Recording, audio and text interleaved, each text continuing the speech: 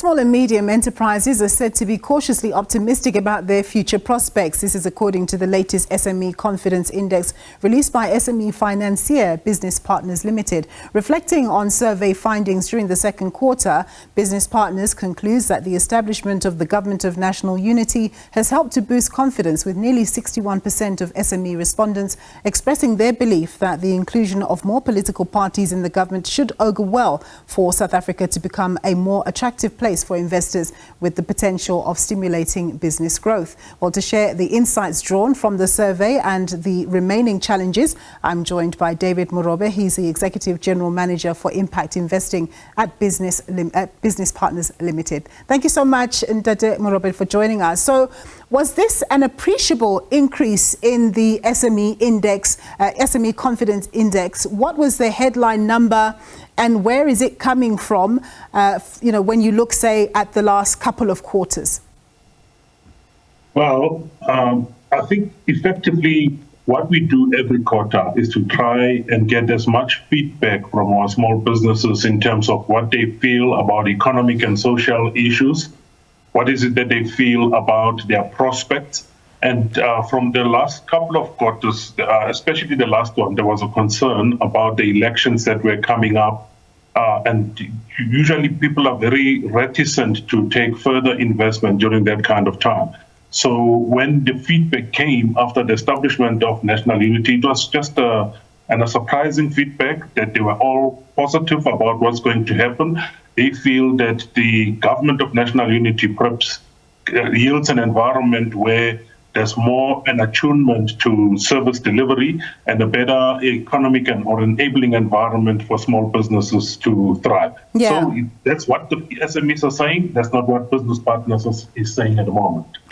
So what do you think informs that view that they have? I mean, did they say anything beyond that as to the reasoning why? Because, of course, the GNU is still new, maybe even experimental, and we have yet to see the actual benefits on the ground of what the GNU means for the country. It's one thing to look at them and say, well, in principle, this looks good, but what else informed their view on this particular thing? Yeah, we recognize that the GNU is very nascent in its development. I think what they're thinking is that with a variety of participants in the ministries, there's a competition to deliver service to the environment.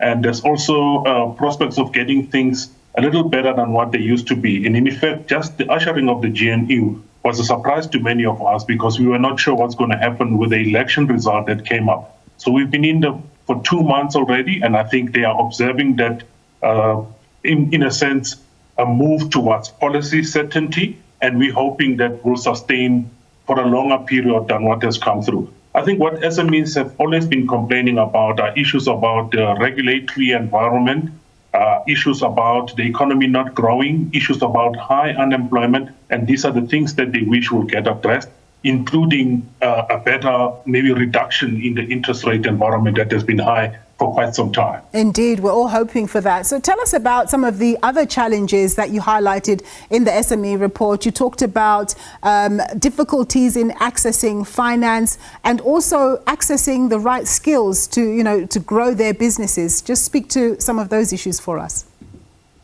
The issue of finance is always high in terms of what SME is saying. They would like to access finance much easier than has been the case. And at the moment, it was a slight drop from what was the case last year, and also maybe in the previous quarter, about 5% drop. I think that is an overflow from the elections that we've had just recently. They do want us to be able to provide that finance better from both public and private sector institutions.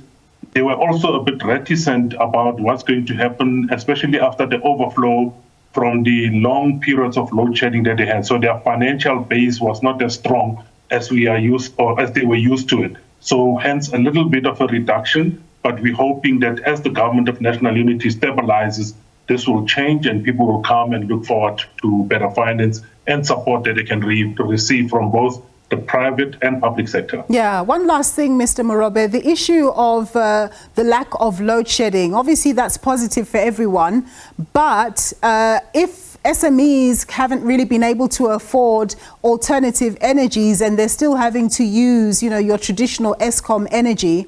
The cost of doing business just from an increase in tariff year in, year out, that must be a concern for them as well. Look, the tariff is an issue across the board, both to households and businesses. And we're hoping some kind of intervention will happen to sort of mitigate the cost rise. If you think about it, most of them, those that were able to invest, put a lot of pressure on their businesses to put some kind of alternative energy sources. Some of them had breakages as a result of sustained load shedding, and some others even lost stock. So that recovery phase is still a challenge for most small and medium enterprises. And we're hoping that the tariffs shouldn't add a further burden because it takes time to get out of that low cycle ebb that the SMEs had to experience as a result of what happened for most of 2023. David Morobe, thank you very much, sir, for your time. He's Executive General Manager for Impact Investing at Business Partners Limited.